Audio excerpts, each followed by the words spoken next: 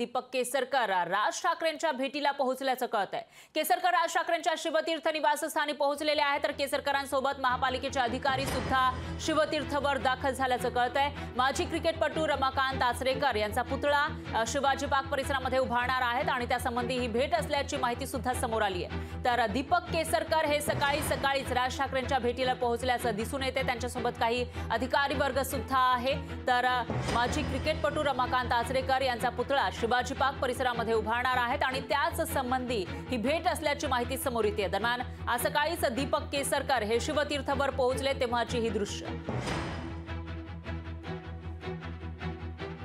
दीपक केसरकर राज ठाकरेंच्या भेटीला पोहोचलेले आहेत, तर केसरकर राज ठाकरेंच्या शिवतीर्थ या निवासस्थानी पोहोचल्याचं दिसून येत आहे। केसरकरांसोबत महापालिकेचे अधिकारी सुद्धा आहेत आणि तेही राज ठाकरेंच्या भेटीला पोहोचल्याची माहिती समोर येते। दरम्यान माजी क्रिकेटपटू रमाकांत आचरेकर यांचा पुतळा शिवाजी पार्क परिसरामध्ये उभारला जाणार आहे आणि त्याच संबंधी ही भेट असल्याची माहिती समोर आली।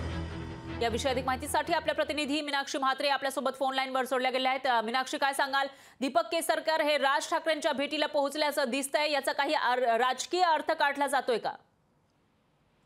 फरा एकांतच सध्याची जर आपण दृश्य पाहिली तर दीपक केसरकर अवघ्या काही मिनिटांपूर्वीच राज ठाकरे यांच्या भेटीसाठी त्यांच्या निवासस्थानी शिवतीर्थावरती दाखल झालेले आहेत। आपण पाहतोय की मुंबई महापालिकेचे काही अधिकारी जे आहेत ते देखील या ठिकाणी राज ठाकरे यांच्या निवासस्थानी दीपक केसरकर यांच्या आधीच येऊन थांबलेले होते।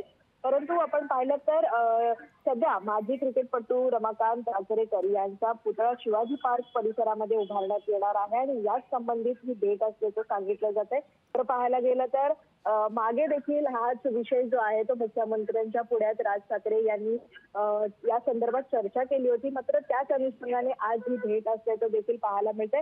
सोबतच आपण पाहिलं तर पालिकेचे डीएमसी रमाकांत बिरादर, सोबतच असिस्टंट कमिशनर प्रशांत सकपाळ हे देखील दीपक केसरकर यांच्या सोबत आतमध्ये राज ठाकरे यांच्या निवासस्थानी त्यांची भेट घेण्यासाठी गेलेले आहेत। संपूर्ण जर आपण पाहिलं तर याच विषयावरती जी चर्चा सुरू आहे सध्या या भेटीमागचं कारण हे सांगितलं जाते। सोबतच दीपक केसरकर ज्यावेळी शिवतीर्थाहून राज ठाकरेंची भेट घेऊन बाहेर येतील त्यावेळी माध्यमांशी देखील बोलताना पाहायला मिळतील। त्यामुळे या भेटीमागचं कारण काय एकूणच आणि इतर आणखी काही मुद्दे आहेत का या संदर्भात निश्चितच मीनाक्षी, या विषयीची अपडेट आपण तुमच्याकडून घेत राहूया। दरम्यान धन्यवाद तुम्ही दिलेल्या या सविस्तर माहितीसाठी।